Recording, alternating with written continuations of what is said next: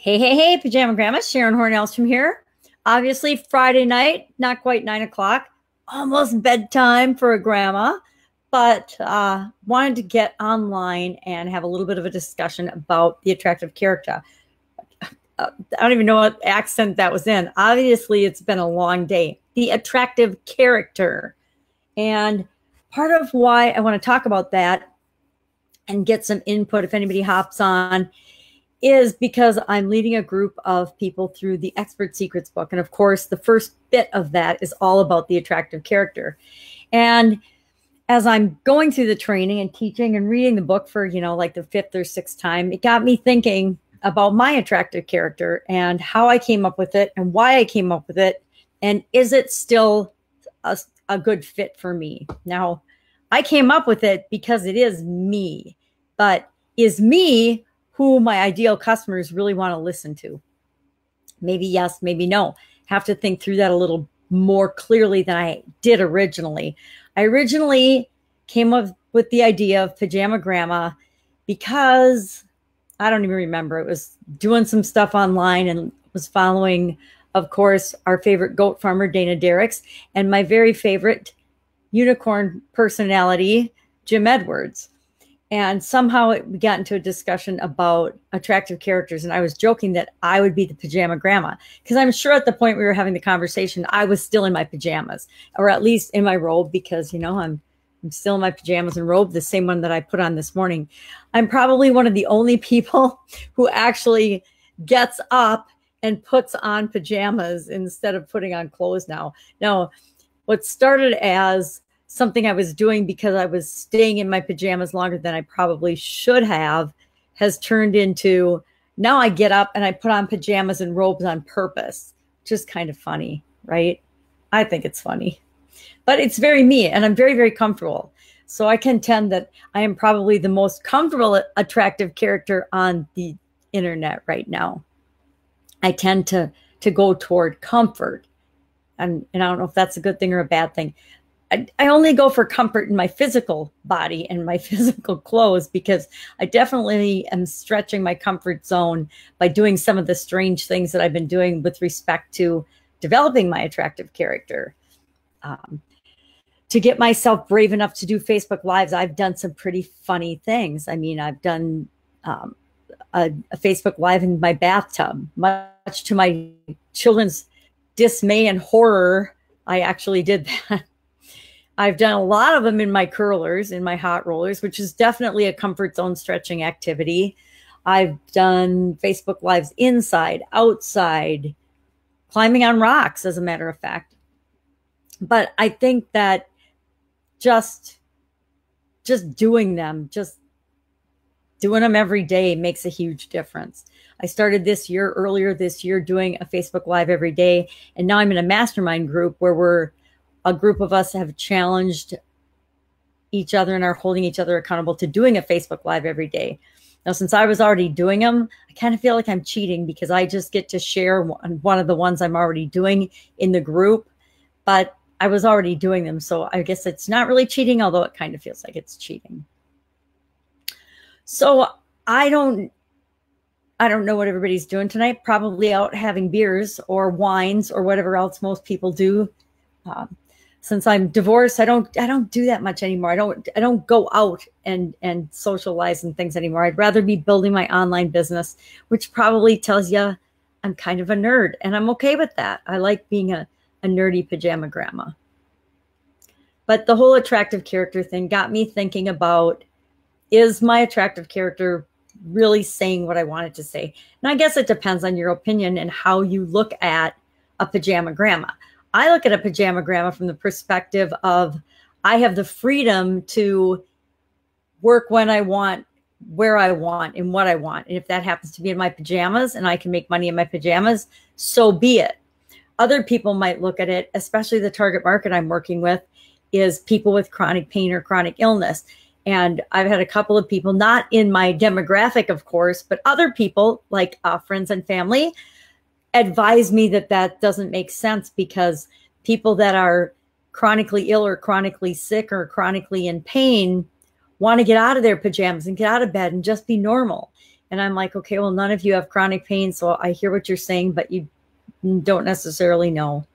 And I'll definitely have to research it more with folks with chronic pain, but I think it's more a matter of positioning and how I portray myself and I portray my character and what it is that we're trying to accomplish together than it is about people thinking that that's encouraging them to stay in their pajamas. Because I definitely don't think it's that. I had chronic pain for 37 years and I, for the most part, didn't ever stay in my pajamas. It's just been the last year or so since I stopped having my outside business in the brick and mortar world and decided I was going to transition to the online world, that I have decided I want to work in my pajamas, and that it's pretty awesome to be able to just, you know, take your laptop, or actually you can almost just take your phone nowadays. There's so much we can do on our phones. If I had better eyes and didn't have to use my magnifying glass for absolutely everything to see, I think I would be delighted to do almost everything on my cell phone. That, and I got chubby fingers, so it's a little hard to text and type. So between the eyes and the fingers, it makes for a very interesting and challenging situation with respect to texting and not making really bizarre foreign language type text messages or any kind of messages for that matter. So attractive character. I would love any feedback that anybody has with respect to the pajama grandma persona. Now, I would ask that if you're giving me feedback on her and on myself, which is fine, think of it from the perspective of the person with chronic pain. If you've got chronic pain, awesome. If you don't have chronic pain, I don't want to say that I don't want to hear what you have to say, but I want to hear what you have to say, but I'd like you to preface it with the fact that you don't have chronic pain and that you've never experienced chronic pain. Because I think there's a huge difference between those people that have actually experienced something and those people that have an opinion on something that they haven't experienced. It's kind of like the people, I just laugh nowadays when I see all of the coaches and all the consultants and all the agencies and everything online. And maybe the online world's a little bit different than the offline world with respect to that, because the barrier to entry in a lot of businesses is much higher than the barrier to entry in the online world, especially in the online marketing world. And I find it fascinating that everybody is an expert. Now, this is a little bit hypocritical of me because I'm teaching a bunch of people how to become experts via the Expert Secrets book that Russell teaches us. And I honestly believe that we're all experts in a lot of things, but we're not all experts at some of the things that we're selling ourselves as experts in. And somebody asked the question today in one of the Facebook groups, can you teach and be an expert in something that you've never actually done? And I'm going to say no. And I think I said F no, because yeah, it's like being oh, this is going to get me in trouble. It's like being a teacher in a school, or a teacher in a school or a college or something. A lot of times teachers are teaching things that they've never actually experienced. But if you look back on your educational experiences, and I went to college for a lot of years, the best teachers, the teachers I learned the most from, were the ones that actually had done and had experience in the areas and in the topics that they were teaching me about. The rest of them, I just did what I had to do to get the grade I wanted out of that particular teacher. And I honestly think that's what the higher education and the whole education system is about in this country right now. It's just about giving the people that are teaching you the answers that they want to hear so that you can get the grade that you want to get. And to be honest, that's really pathetic and sad, which is why I did not encourage my kids to go to college. And if you know me, the fact that I didn't encourage my kids to go to college is kind of miraculous, because I've got 3 degrees. I went to college and I love learning. I just don't think that the college system that we've got these days is appropriate or right. Unless you're going to be a doctor or a lawyer or something you need to be licensed as. I think that there's a lot better routes and a lot quicker routes and a lot more effective routes to getting the knowledge that you need to actually get results in those areas. Anyway, that's definitely an aside. So my whole point of that rant was that if you're going to have an opinion and you're going to give feedback to people, make sure that you've got experience in the thing that you're giving your opinion on or feedback on. I try to do that, and I will admit I'm a lot less judgmental now that I've gotten older, and I'm a lot less critical now that I'm older and I actually have more experience. I'm sure I was much more judgmental and much more critical and much more prejudiced in my 20s than I am in my 50s, my late 50s. And I guess that's a good thing, but not everybody goes that way. Not everybody gets wiser with age. I'd like to think so, but they sure don't act like it. Okay, so we're talking about the attractive character. So I'd love some feedback on the pajama grandma attractive character with respect to people with chronic pain and chronic illness, and how is the best way to interact and present myself to those people. And I've got some ideas, but I would love some more ideas and some more help with that topic. And any topics or ideas or subjects, I've got a gazillion ideas for my podcast and for working with people with chronic pain. I finally started interviewing people. I've done several hundred episodes with just me, and I've started to get bored with me. So I figured if I was getting bored with me, then probably other people would be getting bored with me too. And I started interviewing experts, and I've had some incredible experts already on the show. And it's actually for the painkillers segment of the Pajama Grandma podcast. Boy, that's a lot of P's for the Pajama Grandma podcast part. But I am looking for people to interview for that, because I just think it's more fun to bring in outside influences and other aspects and other ideas with respect to how to deal with chronic pain and chronic illness. And heaven knows I'm not an expert. There's an example of having personal experience, and therefore you're expert in parts of something, but not necessarily in everything. And it's fun to bring in outside people that are experts in areas that I'm not expert at. So the whole attractive character thing, it's an interesting subject, and I'm not sure that I would pick a persona, and I'm sure that it will continue to develop as I develop and grow as a person, and as I become more comfortable with my own voice. I think I've seen a lot of people, and I'm going to use Jim Edwards as an example, because he's probably the person I've followed the longest online. I mean, I've been aware of other people online and watched them come and go, but Jim's been around for a really long time. And when I first started following Jim, he always wore a Hawaiian shirt. His modus operandi, or his claim to fame, or you could always recognize him, and why he did it was to be recognizable, was he always had a Hawaiian shirt on. He had a Hawaiian shirt on whenever he spoke. He had a Hawaiian shirt on whenever he did a webinar. He had a Hawaiian shirt on at all of his events. And that was just how you recognized him. And a lot of people early on did that. They all had something that was kind of their moniker, their claim to fame. Dana Derricks is, the goat farmer. And guess what? I think that has helped to propel him in popularity. And also, he does incredibly good work, and he's been around for a long time too. But I think that when he actually latched onto the persona of him being a goat farmer, it's really helped to propel his career and his online presence, because it gives him something unique and different to talk about. And it's really, really memorable. I mean, I can't look at a goat without thinking of Dana Derricks. Anywhere I see a goat, I immediately think of Dana Derricks.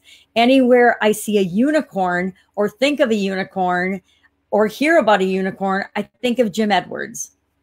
I mean, they're just like synonymous with their identifiable character. So I couldn't think of an animal that I could identify with. So I decided I would identify with the Pajama Grandma, because I love being a grandma, and I like being in my pajamas. So I just kind of combined the two things together and ended up being the Pajama Grandma.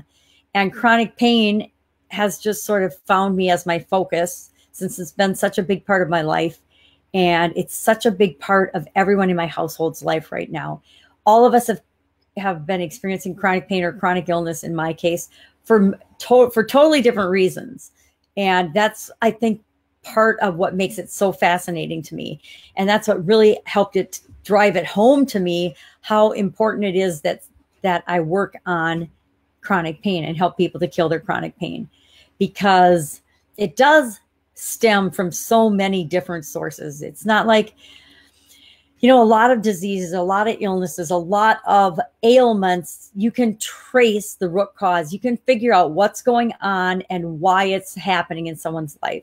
Unfortunately, when you're looking at chronic pain or discussing chronic pain, there is no one source or cause of chronic pain or chronic illness. It could be environmental. It can be an imbalance in your body. It can be lack of good nutrition. It can be, any number of lack of any number of minerals or vitamins or things that are essential to us as human beings to function. But it can also be caused by mental stress and anguish and things in our lifestyle. And we like to think that our body is just our body, and if we get sick, and we'll just go to the doctor and they'll fix it. But that's just not the way it is. And there's so much misinformation out there now that the internet is so profound and there is so much information available to everybody. We like to think that it would be good information, but it's not. It's just a lot of it. It isn't necessarily good information. So although my background is entirely business focused and running businesses in different industries, I keep finding myself drawn to working with and creating systems and processes and procedures and protocols for those that have chronic pain. Because bottom line, if we don't take our health and especially when we're experiencing chronic pain or chronic illness, if we don't take personal responsibility for that and manage that, nobody's going to do it for us. I mean, in my early 20s, I got a huge rude awakening when I discovered that. I had been sick and getting sicker for about 3.5 years. And I was bedridden and couldn't walk and couldn't go to school and couldn't really do much of anything but go to doctors and specialists. And they had me drugged up and messed up so bad that I was just kind of like I wasn't a vegetable, because I could still think. My brain was going 100 miles an hour, but my body wasn't working at all. And it was continually getting worse and worse. And all the doctors in different specialties, because back then, and still true today to some extent, back then, you just went to the different doctors in the different specialties and they only dealt with your kidneys. They only dealt with your inflammation or your rheumatology. They only dealt with your eyes or ophthalmology. And I happened to have things going wrong in a lot of my different systems. So I was seeing a lot of different specialists. But over a couple-month period, all of them pretty much decided that they couldn't do anything more for me and that I was just going to have to live with this. Well, the live with it wasn't very good. I mean, I think I was 23 and a half years old. I was totally bedridden. I got out of the house only to go to doctor appointments, and my life pretty much sucked. It wasn't much of a life at all. And what really disturbs me about chronic pain is it's still going on today. As much as I thought that the world has changed and that people know better and they have all the information they need to make better decisions for themselves, they don't. The vast majority of the people still believe that you get sick, you go to the doctor, runs some tests, he diagnoses, figures out what's wrong with you, and then gives you some magic cure, some pill, some medication, some surgery, some treatments, and you'll be better again. And unfortunately, that's so not true. There's probably as many people, if not more, being told today that there's nothing that they can do. Oh, we can give you some opioids and we can give you some pain pills that will make you loopy and not be able to function. And actually the side effects or known side effects of them will make you feel worse than if you were just dealing with your pain issues and letting your body figure out what's going on with you so that you could actually solve the source of your pain instead of just covering it up with a Band-Aid. I am now ranting and totally off topic. We were talking about the attractive character, but I'm rambling. I see my beautiful friend Elena is here, and she is an expert in the area of health and nutrition. She's actually a PhD. So she's like a real doctor. I just have lots of degrees, but none of them are doctors. But I've rambled enough about this. I'm going to sign off. I would love some feedback on the attractive character, what you think about your attractive character, what you think about Pajama Grandma attractive character, and anything else you'd like to share with me. I appreciate you spending a little bit of a Friday evening with me. Go out, make it an awesome night and an awesome day tomorrow, and I will see you soon. Bye.